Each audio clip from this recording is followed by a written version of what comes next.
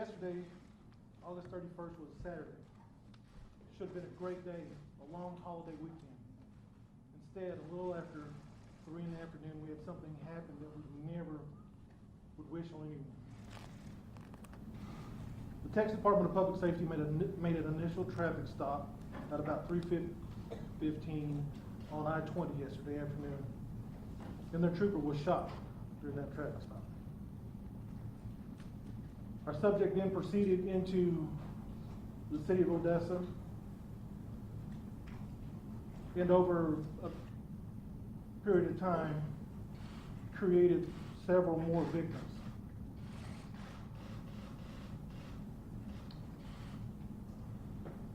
Initially, it was thought that there may have been multiple shooters, and that is because at some point this subject changed vehicles. We are now confident that there was just the one actor.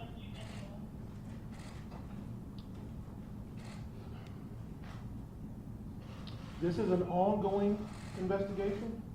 It is active. There are still multiple crime scenes that are being worked. There are no definitive answers as to motive or reasons at this point. But we are fairly certain that the subject did act alone. You'll notice that I'm not naming this subject, and there's a reason for that. I refuse to. I'm not going to give him any notoriety for what he did. We'll provide that information to you, but not in this public stage.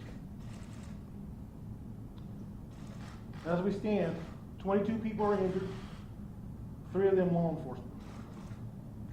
Very, very sadly, 7 people have been killed. 7 of our citizens. Those 7 victims have ranged in ages from 15 years to 57. Very sincerely, I say to those families, I offer my apologies and my condolences. My heart aches for all of them. I ask the city of Odessa, the state of Texas, and the nation to please lift up your hearts and send us your prayers. I thank everyone who has already done that. There has been a tremendous outpouring. And just to the local audience, please, with your show of support, you're going to the crime scenes and you're dropping off food and water, and that is much appreciated, but it is also hindering the investigation. So please, if we could stop that and just bring that stuff to a central location here at UTPB, it would be great. Also want to thank all the support we've gotten from other local, state, and federal law enforcement agencies. The outpouring of resources has been amazing. The cooperation while this incident was ongoing was amazing. Please understand this is a different type of active shooter that we were involved with, because he was mobile, and that creates some very special type of issues. So my thanks go out to our brothers and sisters in Midland with the Ector County Sheriff's Office and the Midland County Sheriff's Office and the University of Texas Police Department and the Ector County Independent School District Police Department. And I could sit here all day and name those agencies, those local agencies and state agencies that helped out, and my heart is just filled with gratitude to each and every one of those professionals. To close out, I would invite everyone, the community, to join us here this evening at UTPB for our prayer vigil, which will start at 7 p.m. Thank you. Well, Chief, thank you. We're proud of you.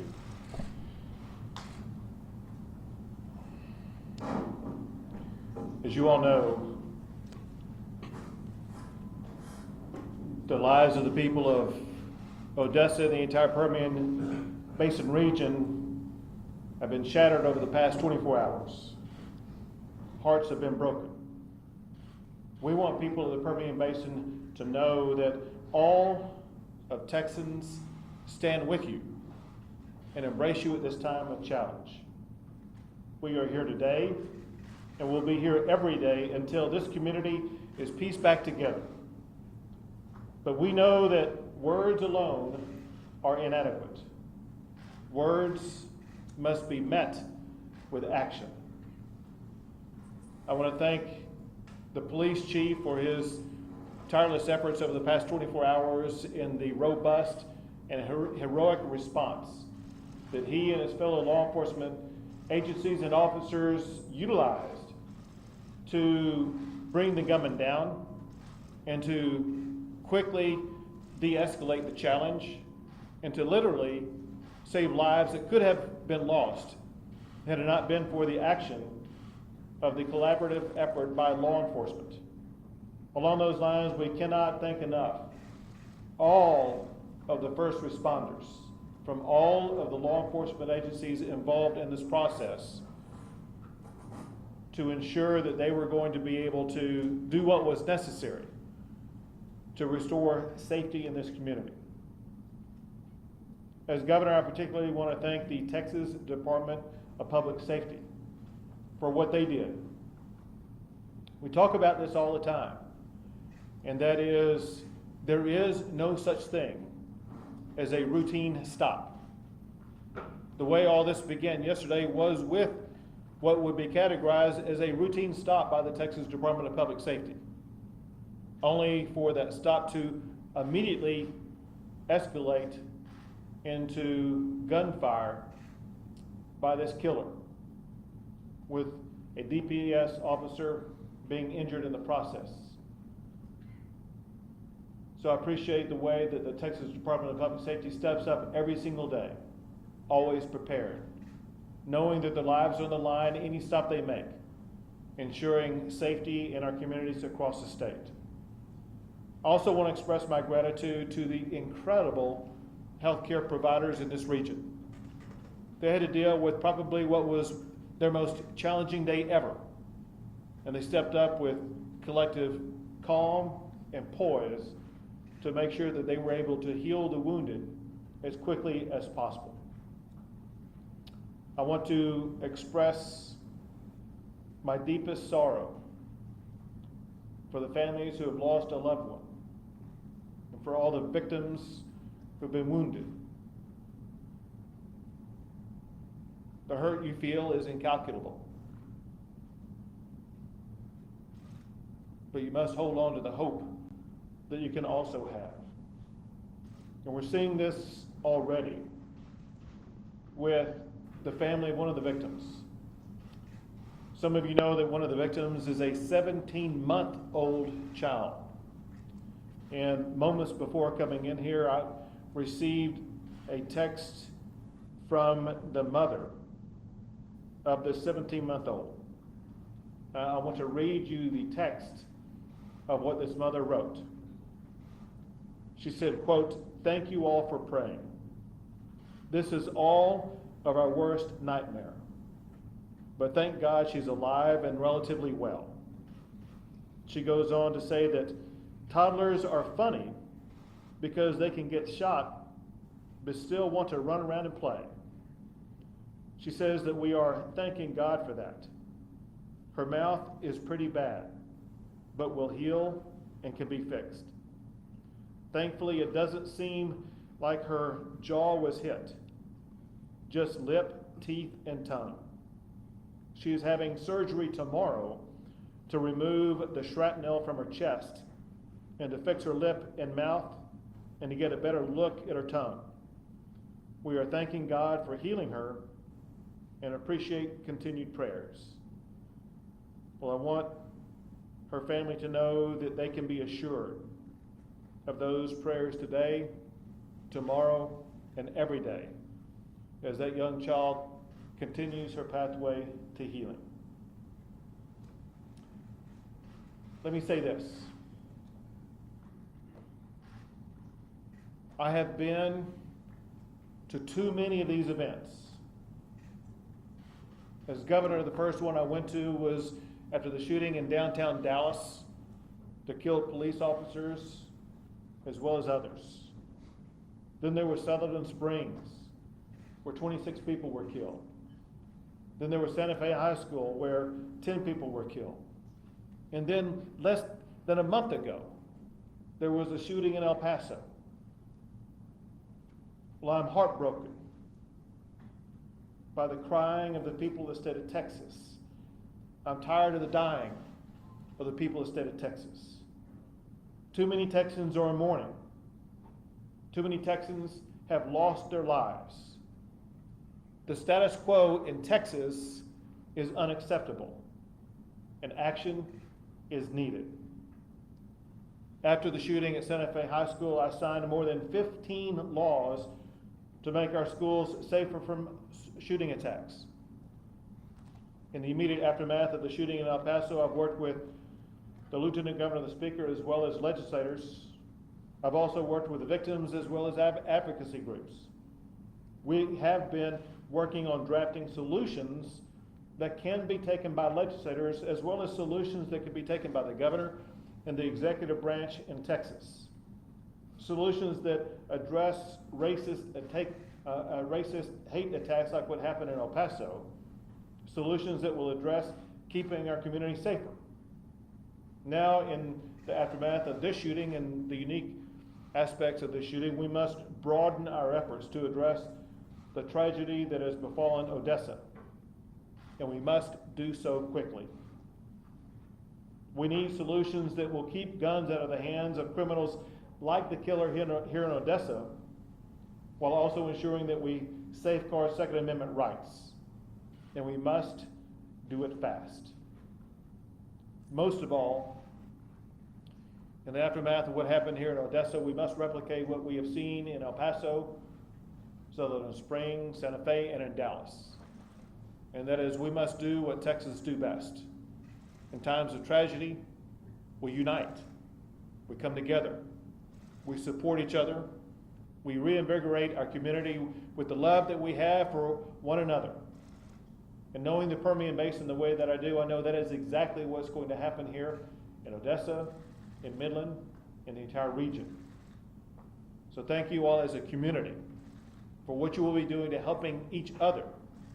And thank you to the heroic law enforcement officers and first responders for everything that you've already done.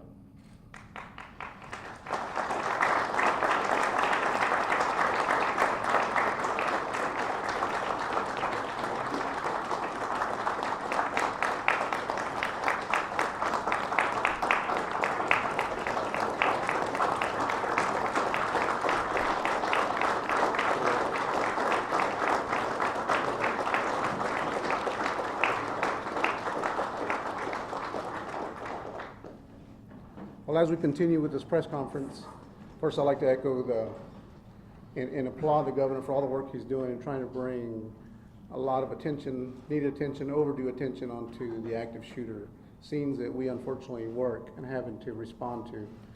As a regional director over the West Texas region, having worked 2 active shooter scenes in a matter of 28 days is unheard of in this, especially all in the West Texas region. So when we have things like this, incidents like this, it's important that we reach out to our partners, and if we all, as you can see, those behind me and those on the table with me, we can't do it alone. And it's important that we continue to focus unified and collaboratively in helping the governor fight the fight, and we will continue to do so. Just want to give an update on our trooper that was shot yesterday. At the grace of God, that he survived the shooting. He went through a couple of hour surgery yesterday, and the doctors left there very optimistic that he will have a recovery, a full recovery after obviously a road ahead of some rehabilitation, but he will be fine. At the onset of this call, we had troopers, as you know, who not only stopped the suspect, we had many in the arena helping Odessa PD, and we brought in all the resources we have available, not only on law enforcement, but also on our non-commissioned side. Victims counselors are working behind the scenes with the Odessa Police Department and the Federal Bureau of Investigation as well, ensuring that those families that are suffering the losses are definitely educated and compensated as the law allows. And thanks to the governor and the Office of Attorney General, we'll make sure that all monies are made available to the families and to help them in the road to recovery. Thank you. along those lines, I want to emphasize one thing. First is gratitude to the legislators from this region who can be very helpful in the effort of making sure that the victims and others get the resources they need. They're behind me, and I want to recognize the senator from this region, which is Senator Kel Seliger, and the House of Representatives member Brooks Landgraf, as well as regional representative senators, Senator Perry and Representative Craddock. They can all be extremely helpful in working with local families and local communities and local schools, as well as the healthcare providers, in providing information to us at the state level. So I urge you to be active in the next day, weeks, and months to come, and working with these representatives and senators to make sure that all of your needs are raised and addressed. With that, we'll pass over to the federal official involved. Hello, my name is Christopher Combs. I'm the FBI Special Agent in charge. First, I want to commend the local law enforcement effort and the state effort here. There is no question that these are the true heroes. In the midst of a man driving down the highway shooting at people, local law enforcement and state troopers pursued him and stopped him from possibly going into a crowded movie theater and having another event of mass violence. I think that's the story of law enforcement that should be conveyed, of how heroic the chief's men and women are. So I want to commend them on that. The FBI is here, as we are now, almost every other week, supporting our state and local partners on an active shooter. We are now at every 2 weeks, almost every 2 weeks, an active shooter in this country. The FBI responds to them all to support our state and local partners. Here in Odessa, we have 130 FBI personnel supporting the chief, with help also from DEA and ATF and the Postal Service. There's another 45 federal agents here.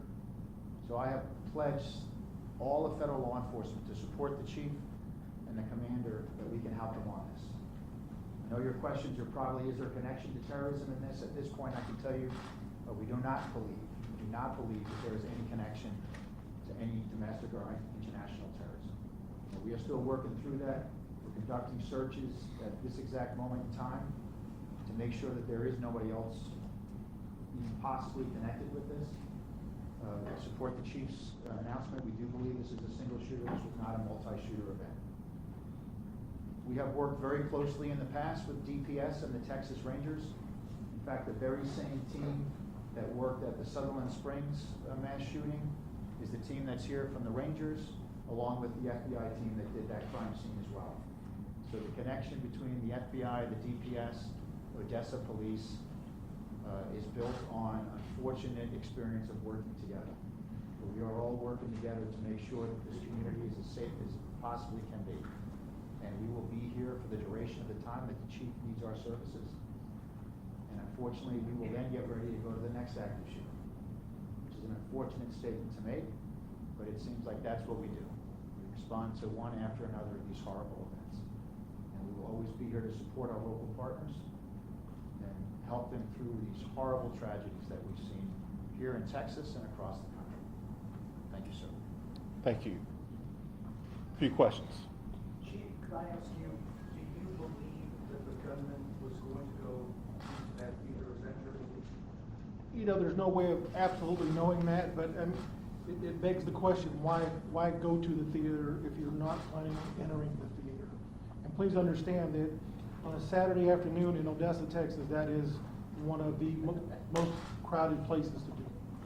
Do you know what his initial motive was when he at that initial traffic stop? I do not. At this point, we do not. Is there any reason to believe that this could have been a planned attack?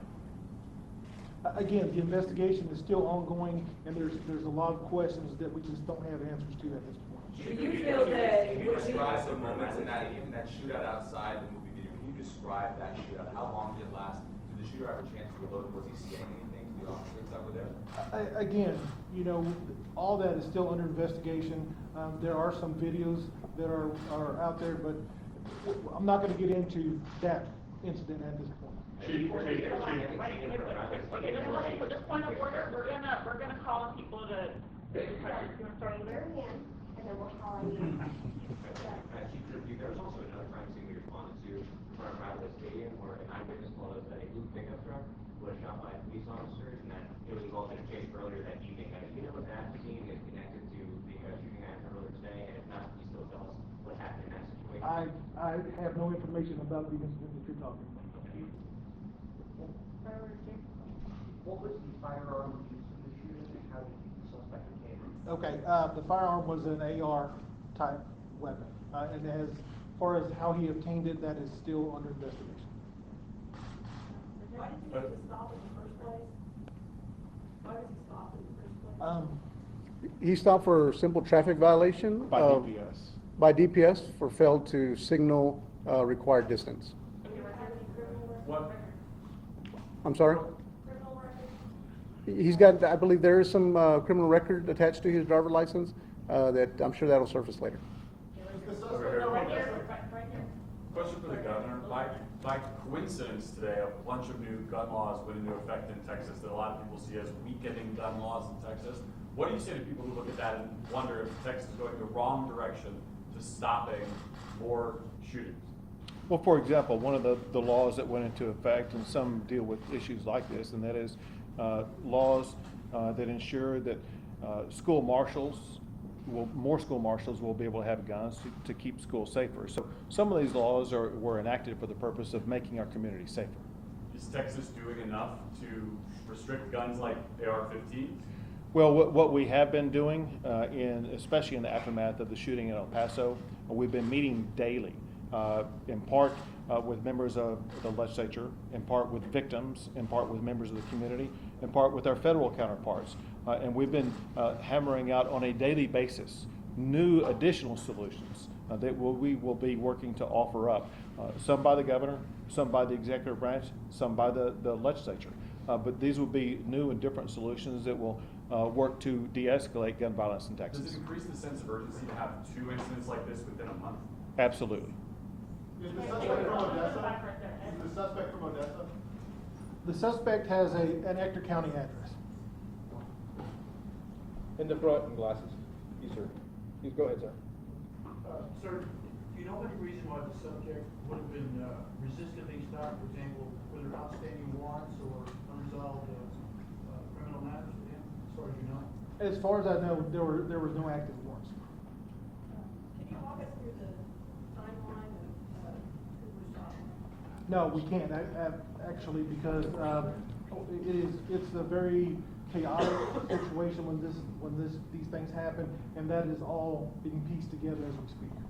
Governor Abbott, one of the things that you said is that words must be met with action. One of the things that unify the shootings that you just mentioned, Dallas, Sutherland Springs, El Paso, Odessa, is an AR-style rifle. Is it time to ban these kinds of weapons? Yes, no, sir. This is the kind of thing that legislators are already talking about. It's one of the topics that was raised during the roundtable discussions that we had in El Paso. I do want to point out, however, I was going to say, I do want to point out, however, that some of the shootings have not involved AR. It's very important to understand that the shooting that took place at Santa Fe High School did not. The largest, they involved a shotgun and a handgun, as well as IED. The largest mass shooting we had in the state of Texas was at Luby's in Central Texas, involved only handguns. So I'm telling you that we're going to look, let me just answer your question. We're going to look at every issue. There's no issue that we will not look at, and we're going to be working with legislators to find out what the best solutions are for Texas. I appreciate your Hold on, we're gonna go with the green shirt. But I would wager to say that every law enforcement officer behind you would say that they would rather go up against a person with a handgun, gentlemen, ladies, rather than someone with an assault rifle. Is that correct? And the people we also talk to are law enforcement officers.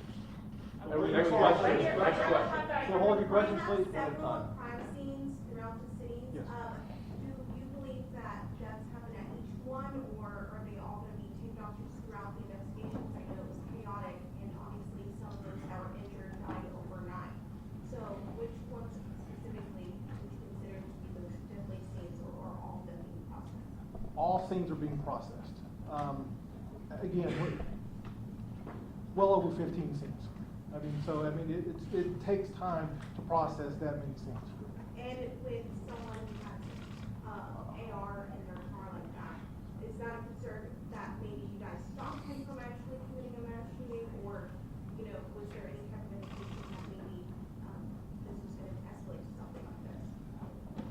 there's no way of knowing without talking to him, and we can't talk to him. But again, he showed up at a movie theater, which would tend to show his motives. We're gonna go with the last three questions. We're gonna go with the lady in the green shirt, the man in the green shirt, and the gray shirt behind him, and that'll be done. Go ahead, ma'am. Yes, sir. First and foremost, thank you guys for everything you've done. I know there's no perfect answer as far as how to combat these particular mass shootings because they're unpredictable. But we spoke with a man yesterday who was a person that was in the theater during the whole evacuation process. He was disturbed and he was wondering, is there a reason why an evacuation was initiated rather than a lockdown? And will this, I guess, help you guys in the future make those type of decisions? The situation was so fluid. At that point, this person was driving from location to location to location to location. Lockdown, evacuation, two sides of the same coin, I think. You just don't have enough personnel to lock down every location in this city. You just don't. So you do the best you can with the personnel you have, and that's why we had people there at Synergy.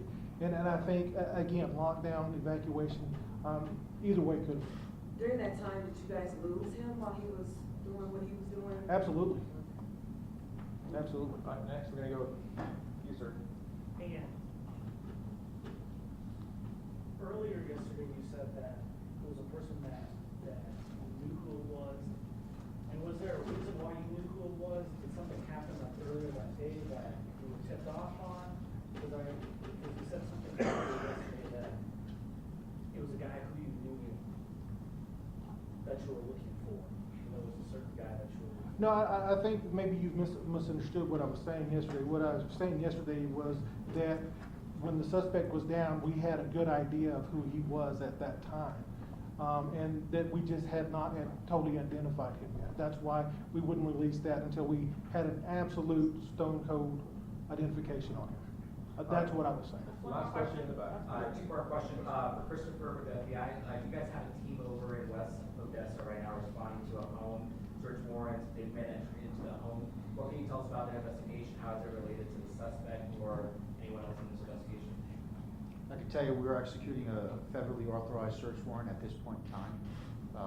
As we also described, there's over 15 crime scenes. So frankly, we're all over the place here in Odessa with the DPS, the Rangers, and the Odessa Police.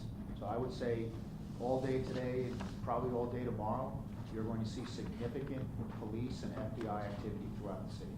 And Governor, when it comes to you saying that you've been to too many of these, you're quoted as saying, I'm tired of people dying.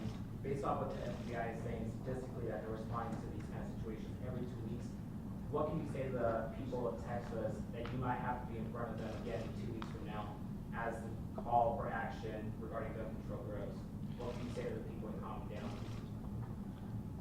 First, from the response side, at the state level, we have a sense of urgency to arrive at solutions, working together with the legislature, working together with our law enforcement officers and federal partners. And we are working quickly to hammer out some solutions, to put some solutions on the table. Second, importantly, is the way that our law enforcement responds. They work 24/7 to make sure that their communities are safe as possible. And you can see the dedication that they have, and they will be doing the same to replicate that effort in every community across the entire state of Texas. Thanks, guys. We're gonna run. Thank you. This concludes our press conference. We thank you all for coming. Chief, do we know when the next news briefing might be? Good job. We're not gonna answer any further questions. Thank you, guys. What's your name? What's your name? As far as the DPS guys, yeah, will you run through the names? You give your name, sir?